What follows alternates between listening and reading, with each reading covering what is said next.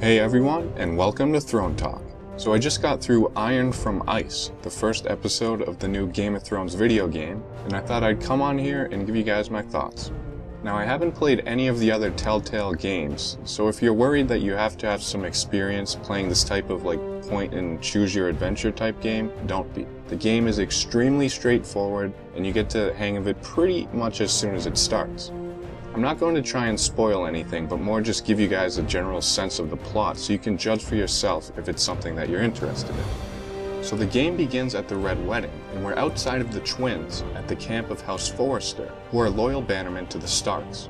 We're introduced to Garrett Tuttle, who looks like he's going to be the hero of the series, and also Lord Gregor Forrester, who he squires for. Both Garrett and Gregor are pretty likable characters, but this is the Red Wedding, and we know some shit's about to go down. Eventually, Garrett comes upon a Frey camp while fetching wine, and next thing you know, the Rains of Castamere is playing and all hell is breaking loose. Crossbows are flying, one dude gets stabbed through the face, another guy is run over by a flaming cart, just your typical Game of Thrones stuff. Garrett is the only one able to escape the massacre, and he's tasked by Lord Gregor to deliver a secret message to Duncan, his chief advisor back at Ironrath, the castle of the Forresters. The message is that the North Grove must never be lost, and with that, he sacrifices himself to save Garrett, and the screen then cuts to black, and we get a version of the show's intro, with the theme song and the map and a few castles, including Ironrath, King's Landing, the Twins, and the Wall. Just right off the bat here, I felt like I was watching the show from the way they did the dialogue and also the camera angles and the music, and they even got the actor who played the Great John to voice one of the characters. Also during the scene we got to play as Garrett and fight as him. I thought the gameplay was pretty good in the fighting scenes. It's a little bit of button mashing and you control your weapons with a guided mouse swipe. I thought they really captured the whole chaos of what it would be like at the Twins during the Red Wedding pretty well, and this scene actually ended up as my favorite in the game so far because of this. So after escaping the Red Wedding, Garrett takes the King's Road back to Ironrath, but on the way, we come across 3 Whitehill men, who are the rivals of House Forrester and bannermen to Roose Bolton. Another fight ensues, and again we control Garrett through the fighting with the same guided mouse swipes. If you're a fan of extremely graphic bloodshed, you'll definitely enjoy this scene, but in the end, one of the Whitehills escapes and says House Forrester will pay for Garrett's actions, and this is what pretty much spurs on the rest of the events in the game. One of the things I really like about the game, and this scene in particular, is that it puts you in these really extremely tense situations and your response are timed, so it kind of seems similar to what a lot of the characters on the show would have to face. After the fight, Garrett finally reaches Ironrath, and we meet the rest of the main characters that we'll be seeing throughout the game.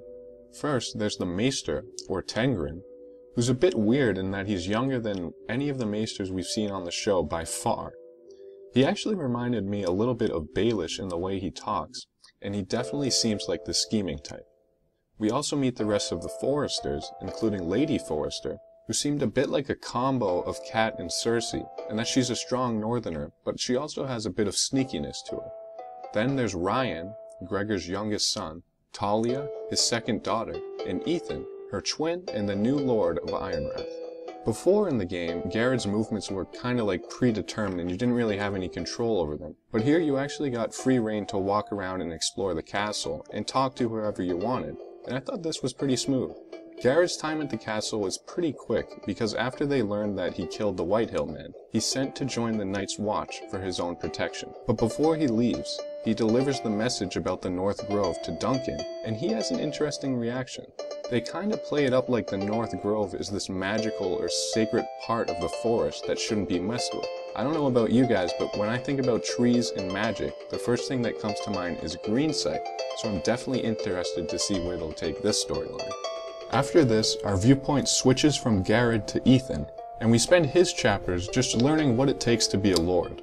Ethan's actually the 3rd son of Gregor, but he's named Lord because his older brother Asher is living in exile in Essos for embarrassing the family's honor, similar to Jorah's situation at the beginning of the show. We also get some more backstory for the Forresters in these scenes, and we find out that they make a living from harvesting ironwood trees, which are supposedly more durable than regular wood. We also learn that the family are known as excellent craftsmen. Playing as Ethan was definitely a lot less intense than Garrett, But still, one of the things I really like about this game is that it puts you in these impossibly tough situations, like having to choose your second command between two guys who both think they're right for the job. And also you have to try and say the right things when an angry Lord Whitehill arrives to find justice for Garrett's actions.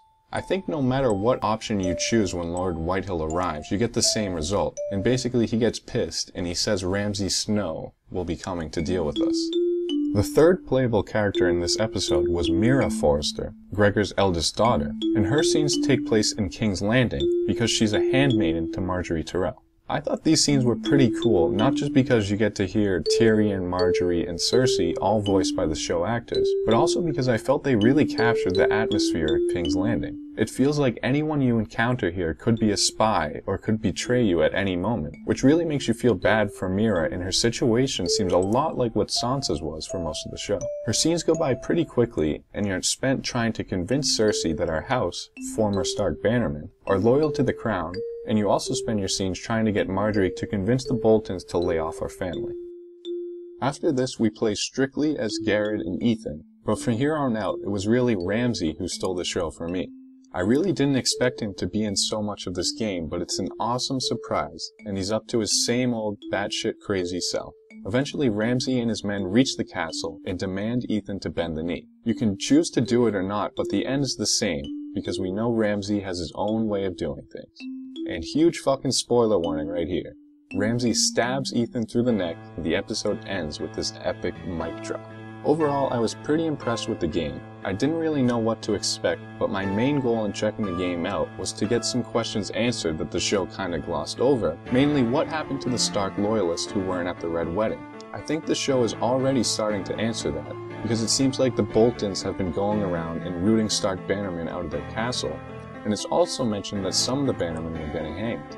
Most of the game felt pretty much like the show to me. There was a lot of tense moments, there's betrayal, graphic deaths, flaying, child slaying.